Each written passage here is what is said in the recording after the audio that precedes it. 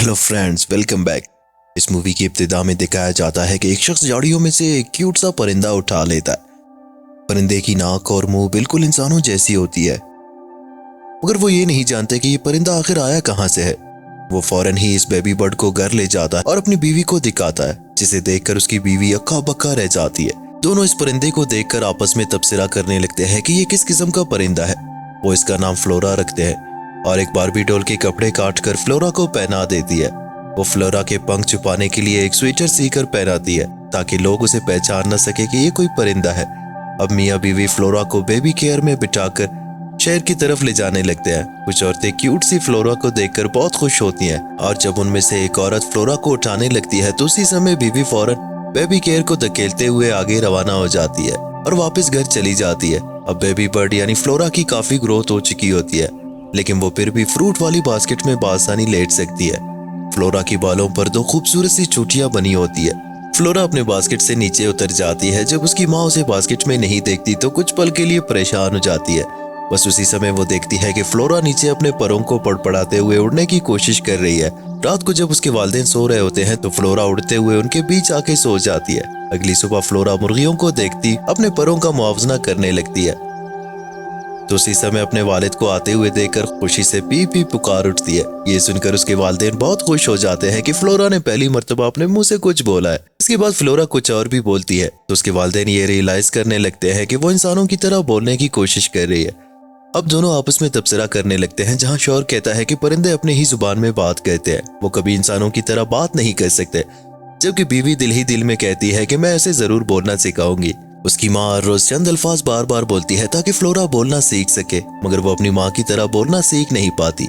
एक रात बीवी अपने शौहर से कहती है कि फ्लोरा कभी इंसानों की तरह बोल नहीं पाएगी। अगली सुबह फ्लोरा एक प्लेट में पड़े कीड़ों को खाने लगती है।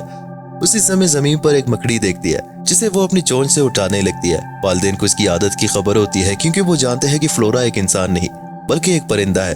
वो फ्लोरा का बहुत ही ख्याल रखते हैं जैसे कि वो उनकी अपनी औलाद हो। फ्लोरा सिर्फ कीड़े मकोड़े खाना पसंद करती है और एक दिन उसकी माँ उसके पैरों में चाकू और कांटे फंसा उसे उनका इस्तेमाल करना सिखा रही होती है, मगर वो उनका इस्तेमाल करना सीख नहीं पाती। फ्लोरा सिर्फ उड़ना जानती है। वो हमेशा खिड़की से बाहर देखना और दुनिया को महसूस करने की कोशिश करती है।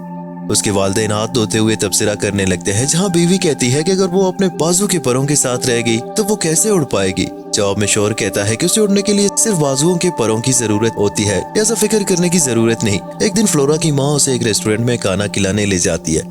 जब वो लोग रेस्टोरेंट में बैठे होते हैं तो उसी समय एक शिकारी उनके पास से गुजरता है। फ्लोरा की माँ सोचती है कि शायद वो उससे खौफजदा हो जाए, तो वो फ्लोरा को फौरन वॉशरूम में ले जाती है ताकि वो उस शिकारी को ना देख सके और खुद बाहर निकल जाती है। और फिर थोड़ी देर बाद वो फ्लोरा को संभालने फिर से वॉशरूम में जाती है तो देखती है कि फ्लोरा की शूज तो पड़ी होती है, मगर वो खुद खिड़की से बाहर आसमान में दूसरे परिंदों के साथ उड़ चुकी होती है। माँ उसे खिड़की से पुकारती है, मगर वो माँ की आवाज नहीं सुन पाती। कुछ ऊंचाई तक परवाज करने के बाद उसके बाजू थक जाते हैं। इसके साथ ही किसी घर में एक बच्चे के कमरे में उसके बेड पर गिर जाती है। ये कमरा जीनी नामी एक बच्ची की होती है जो फ्लोरा के बाजू पे पंख देखकर हैरान हो जाती है। जीनी फौरन उससे दोस्ती कर लेती है। मासूम जीनी को अंडे फ्लोरा के पास रखकर इन पर बैठ जाती है, ये सोचकर कि शायद मेरे बाजुओं पर भी पंख आ जाए, मगर वो सारे अंडे टूट जाते हैं। अगले दिन जीनी फ्लोरा को अपने शूज पहनाकर जंगल में ले जाती है ताकि वो उड़ना सीख सके। फ्लोरा जंगल में उड़ती हुई एक ऊंची दरख्त के शाख पर चली जाती है। दरख्त ऊंचा होने के कारण जीनी चढ़ नहीं पाती, लिहाजा वो फ्लोरा को देखने सुबह यहाँ आने का फैसला करती है। अगली सुबह जब जीनी वहाँ आती है तो उसे सिर्फ फ्लोरा के शूज मिलते हैं, क्योंकि फ्लोरा यहाँ से भी उड़ चुकी होती है। जबकि दूसरी जानिब उसके वालिदैन उसे ढूंढने घर से निकल जाते हैं और उसे ढूंढते हुए जंगल में इस दरख्त तक पहुंच जाते हैं जहाँ वो जीनी से मिलते हैं। अब दिखाया जाता है कि फ्लोरा एक खिड़की पे बैठी होती है जहाँ वो दूसरे परिंदों से बातें करते हुए एंजॉय कर रही होती है।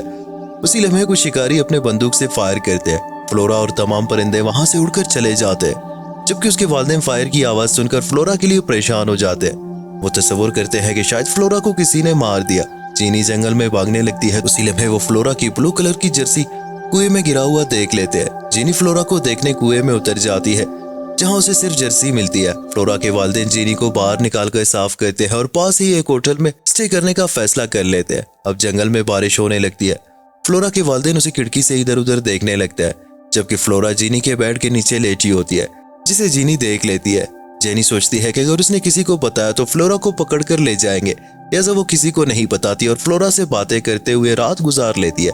अगली सुबह जेनी फ्लोरा की माँ को बताती है कि फ्लोरा मेरे कमरे में है, तो वो सब दौड़ते हुए आते हैं, बल्कि उनके आने से पहले ही फ्लोरा खिड़की से उड़कर चली जाती है। उसके वालिदैन एक बार फिर उसे ढूंढने के लिए अपना सामान उठाकर होटल से निकल पड़ते हैं। वो जंगल में उसे ढूंढते हुए पुकारते हैं। फ्लोरा की वालदा उसे ढूंढती हुई एक नदी क्रॉस कर रही होती है। तभी उसका शौहर उसे समझाने लगता है कि अब हमें वापस घर जाना चाहिए। कुछ घंटों बाद फ्लोरा के वालिदैन मोटरसाइकिल पर चलते हुए दूरबीन से उसे आसमान में दूसरे परिंदों के साथ उड़ते हुए देखते हैं। फ्लोरा के वालिदैन समंदर के किनारे बैठ जाते हैं, जबकि फ्लोरा एक मर्तबा फिर सही से उड़ नहीं पाती और पानी में गिर जाती है और एक लकड़ी के सहारे तैरने लगती है। उसी समय उसका वालिद दौड़ते हुए उसे उठाकर पानी से निकाल लेता है। फ्लोरा अपने वालिदैन को देखकर बहुत खुश हो जाती है।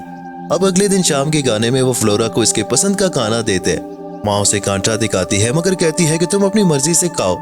चुनांचा वो अपनी चोंच से खा लेती है। वालिदैन खुशी से उसके इर्द गिर्द बिदकते हुए एंजॉय करने लगते हैं। अगली सुबह एक बार फिर फ्लोरा खिड़की से बार बार चिपटती रहती है। वो फिर से बाहर जाकर दुनिया देखना चाहती है।